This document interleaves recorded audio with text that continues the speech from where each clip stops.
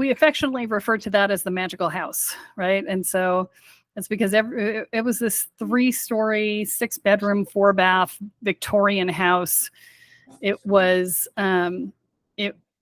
there was a ley line running through the yard, and the shaman who was the house warden pulled the ley line in to wake up the house, and so the house was awoken, and we had ghosts, and we had all sorts of stuff going on. We actually had magical rules for the house because every time something went wrong, we created a new rule.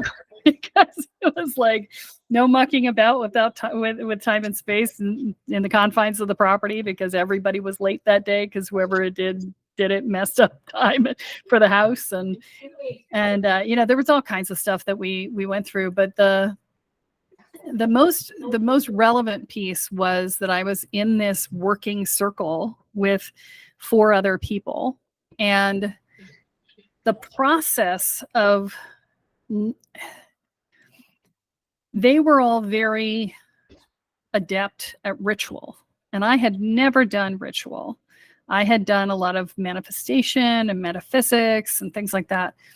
And so they taught me ritual, which is a very potent version of magic, right? Ritual is the way that we tap into the archetypal realms, right? And so when you tap into the Jungian sorts of constructs, the collective unconscious and the archetypes and the connections to the earth, and that brings it into the physical beingness, it's very different than working up here in the astral where you're like envisioning law of attraction, that sort of thing.